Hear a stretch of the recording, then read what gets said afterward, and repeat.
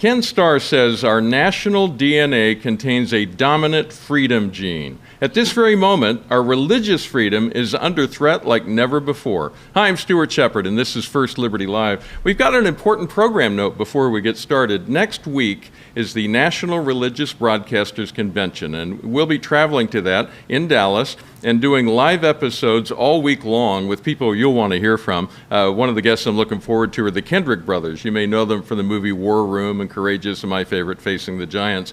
That will be all next week. We'll also have two very major, very big announcements for you. So it's going to be a big week with big announcements. You won't want to miss it. You can go to First Liberty Live and look for upcoming events to see when we'll be live, and we'll be talking to all kinds of interesting people. You won't want to miss it. All right, our guest today has argued 36 cases before the U.S. Supreme Court, including during his service as the U.S. Solicitor General. He served as president of Baylor University, the Bears, and he served also as the dean of the Pepperdine Law School, and he's a best-selling author. So he hadn't done a whole lot in his lifetime, so we're glad that he made a little time for us here today to talk to us. He's been a champion of religious freedom his entire life. Ken Starr, thank you so much for making time for us. Oh, thank you, Stuart. So good to be with you. It's an honor to have you on, and I'm just really looking forward to this conversation. We got a lot of good things to talk about. You've written about the Clintons, you've written about the Supreme Court, you've written about Baylor, and now you've written a book on religious freedom. Why is this a time to have people thinking about that as an important topic? Because religious freedom is under assault as never before. And I'm not sounding an alarm, I'm stating what is in fact happening throughout the culture. And it's happening almost everywhere. So no jurisdiction should consider itself, oh, we're safe and secure from all alarms, as the old song of the church goes. No, the threat to religious freedom may be coming very near you. Hold on. We have a technical issue. Your video paused there. You want to see if you can bring it back? If not, we can redial. Ah, there you are. Yeah. Technology. When it works, it's great. Well, one theme that runs throughout your book is the idea that there are great principles which are guiding the nation and guiding our jurisprudence around the country. And that unlike legal doctrine, which comes and goes and changes over time, that these principles remain. Explain how that should properly play out in American life when we're talking about the topic of religious freedom. How do these great principles come into play? Well, we frequently say we need to return to first principles, in business and education. What's our mission here and what's unifying us? And the great principles are these enduring ideas of our constitutional order promoting a culture of freedom, as I call it. And to say when government steps in, as it did during the pandemic, and acts in ways that are quite unprecedented, it is time for us to repair back to first principles. So step one is for us to become informed. What are these great principles? And you don't need to go to law school. You don't need to take any kind of law course. What I try to do with wonderful editors in 170 pages is to say to a lay person, and frankly, I had in mind, and I had a British editor, British-born editor, who was very good. And I said, I want to keep the high school student in mind. I want grandparents who need to transmit the culture of freedom, and obviously parents. But grandparents may have a bit more time. But then I also want to keep that young man, that young woman in mind who's going off to college or who's a homeschooler or whatever. Let's inform ourselves about the great principles. You're so right. I'm so glad you put it the way that you did. Legal doctrines, that's for lawyers and judges, come and go. But the great principles are rooted for us as citizens, as friends of freedom, and we need to know what those great principles are. And you talk about them. I'm going to list some from the book, and it won't be a complete list, I don't think, but you talk about liberty and equality. We always think about those. But there's also church autonomy, freedom of conscience, accommodation of religious belief and practice, primacy of history and tradition over doctrine. And I'd like you to build out your thoughts on one of those, which many people may not think about. We often hear about the separation of church and state. Yes. But you talk about specifically how the state should be accommodating toward religious belief. Unpack that for us. What are you getting at? Yes, exactly. The metaphor, Mr. Jefferson's metaphor of separation of church and state, caused enormous misunderstanding of the great principles. Separation flows from the idea of church and state, from the establishment clause, and from free exercise. We do not want, as in China, the Chinese government to be appointing elders and bishops of the church. It's just, what? Nor do we want a church of the United States or a church of Texas or of California, right? No, this is the idea of church autonomy, state, keep your hands off. But it's still quite all right for the state, for the government to say, as Justice William O. Douglas, one of the great liberal icons of the last century, said, it is completely consistent with our nation's traditions to accommodate religious belief and expression. So think of tax exemptions, right? There comes in a number of forms the idea of accommodating religious tradition, religious practice. Think of legislative chaplains paid for by tax dollars. Think of the Air Force Academy's beautiful chapel, as I described. It's one of the most beautiful pieces of architecture in the Rocky Mountains, paid for by taxpayer money, not by donors, by taxpayer money. Because what? The government is accommodating the religious needs and practices of our cadets, or just of we the citizenry. It's okay to do that. And the distinction there, and I, as you described the Air Force Academy, I was just there a few weeks ago on another trip for this program, and the Academy Chapel right now is covered in a big tent. And it was kind of sad to see that, because it is stunning to see it. Visitors go there and they say, wow, look at the architecture, look at the stained glass, and then they say, wait, there's a chapel at the Air Force Academy? And you make the case that that is accommodation of what the students need, but it's not establishing a religion. Describe that point for us, because a lot of people say, I don't see quite how that fits in. Yes.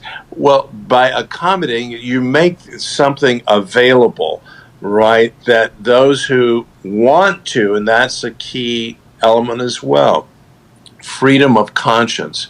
It would be wrong for the Air Force Academy to say to cadets, you must attend chapel. But it's quite all right to have the chapel there, and for, as a voluntary activity, someone in the cadet says, I want to go to chapel. So the government is accommodating the values of a religious people. And that's one of the things Justice Douglas said. These are his words, we are a religious people whose institutions presuppose a supreme being. That makes us different. We're very different than most countries. Our founding documents reflect a belief in a supreme being, and that's who we are, and government can accommodate that. You mentioned one of our cases several times in the book. Deadly involved in that, represented the American Legion in that case, and won a significant victory at the Supreme Court.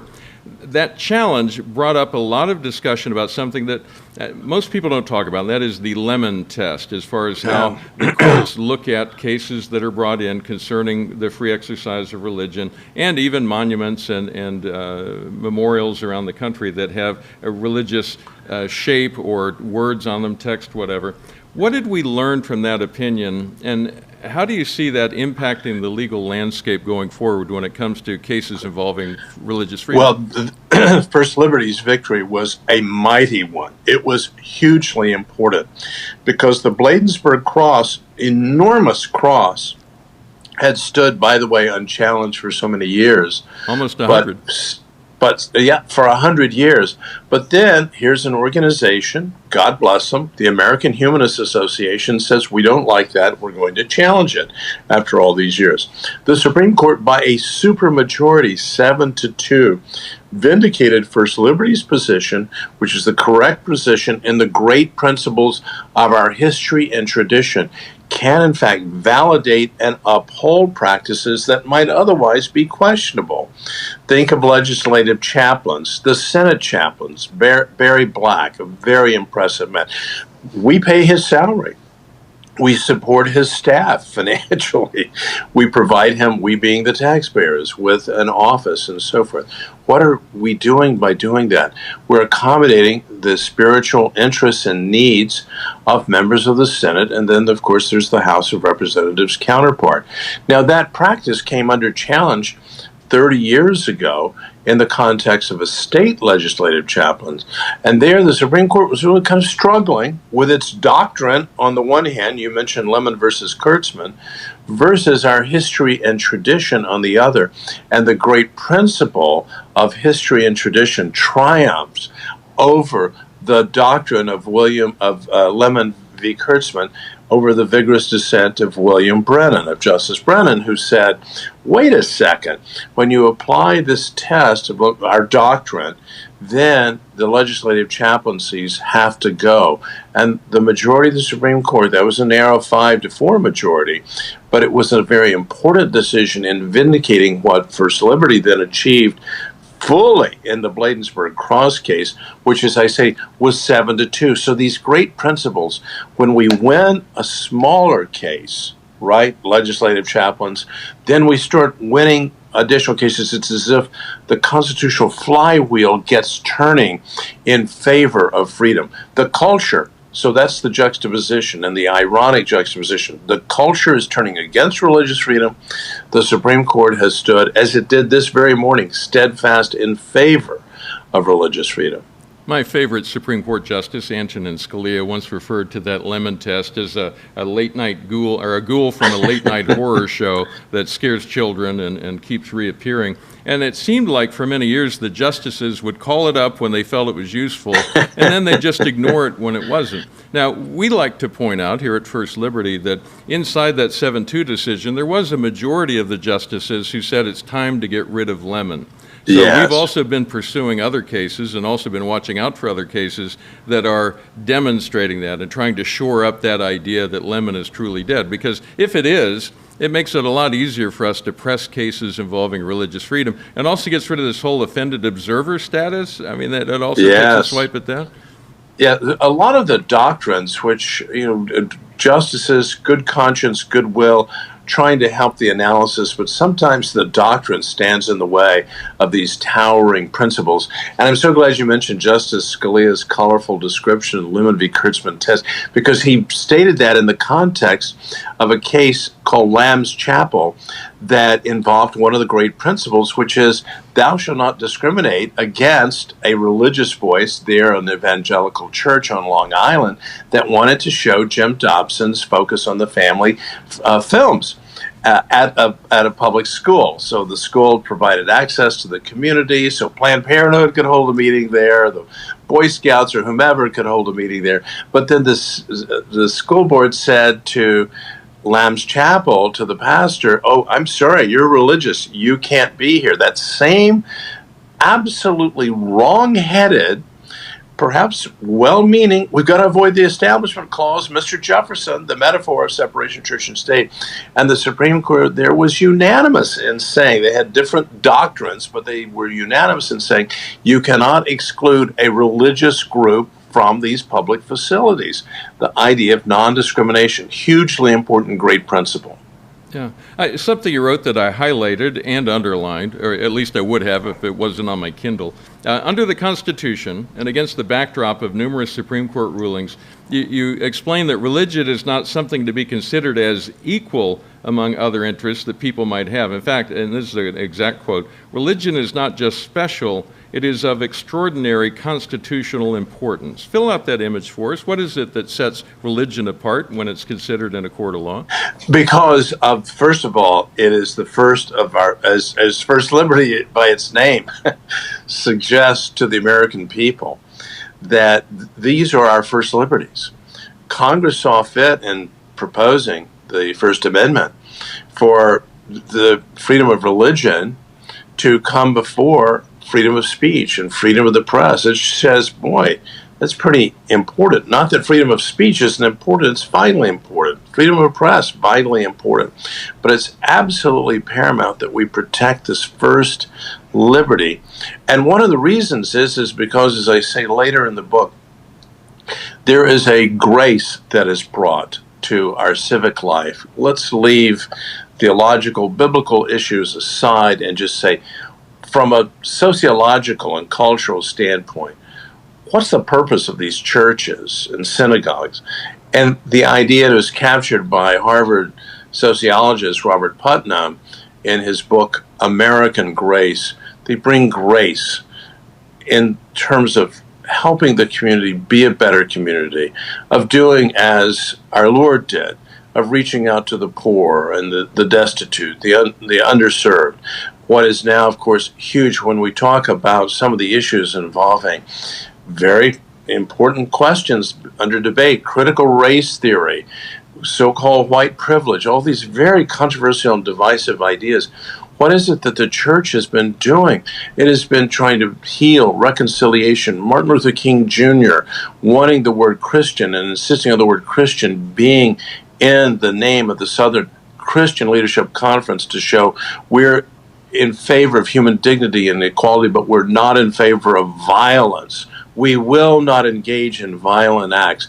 We lost Dr. King's voice this last year. We need to restore that voice. And so this is what the church can do to remind us of these great, great principles that then translate into good works that make the community a better place. As I like to say, since when have you seen an American Humanist Association hospital? Never. Or school? Never. No. I'll keep going. Never. No matter what your list is. Hey, something I appreciate about this book, and you mentioned it earlier in your comments, but I'd like you to just kind of help people understand this. It's not a textbook for law school. I'm not an attorney, but as I was reading through, I really appreciated how you unpacked each of the cases and build out the history that gives shape to the cases that we do here at First Liberty all the time, because it helped me to understand even better the work that we do as far as the shape of that. Why was it so important to you to make this accessible to the rest of us? Because I wanted this book to serve as a tool, a helpful and accessible tool, not to sit on a bookshelf, but to be something we had a family write us to say, we are so enjoying the book, no one in the family is a lawyer, that we're reading a few pages every night around the supper table. Well, it's great that they have supper together, right? Yeah. And that's wonderful. So that we can share this, we can learn this, because they understand full well, as every American, certainly believers should understand, our religious liberty is under assault as never before. So we have to be good citizens. We have to be like the Minutemen of old. And we don't get our muskets. We get our arguments. We get our principles, the great principles, so that we can engage the culture. We can have a meaningful conversation as opposed to a shouting match with a school board member or some other decision maker whose decision may be shaping the future or helping to shape the future of our children and grandchildren. Well, you'll be pleased to know that while I had this book next to me at my chair at home, that my 16-year-old son walked by, saw what it was, and said, "Can I read that when you're done with it?" I'm like, "Yeah, I might be able to pass that along to you."